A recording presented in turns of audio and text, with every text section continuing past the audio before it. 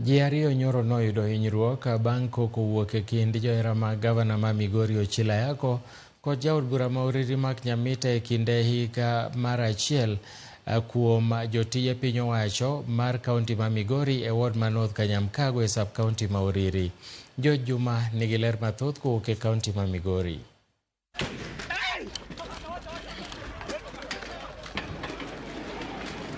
Rombego ma oting'o mago mag liete e kaunti ma Migori osebedo kuonde mag rakruok e kind josiasa e kaunti ni, ma bende nyiso teko margi. Kokogi ok osekelo mana rochruok machal kod mago, to bende osekelo kata hinyruok mag mokuom oganda. E kinde hik mar achiel kuom jotijego mag piny owacho mar kaunti ma Migori chieng' manyoro e sub-kaunti ma Oriri, koko ne owuok kendo kelo hinyruok.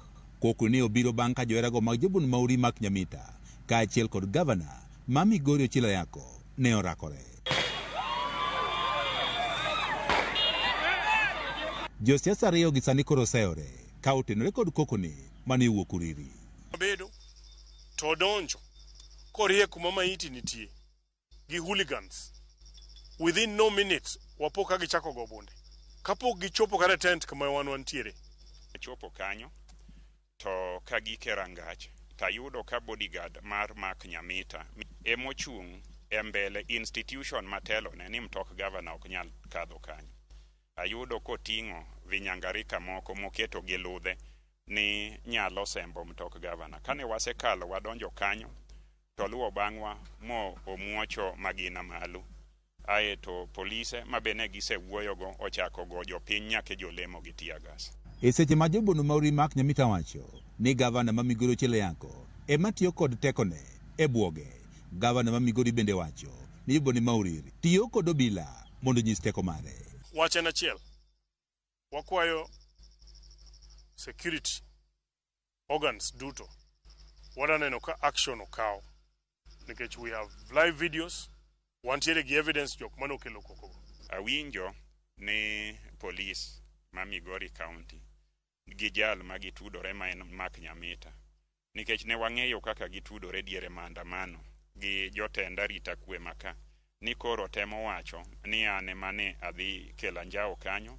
Ase ahinya kaka ogul mama ma Migori osebedo ka tiyo tich margi mopogore gi rito kwe. Ochilo wacho ni osebedo ka odhi e rombego moting'o mago mag liete kod kwe.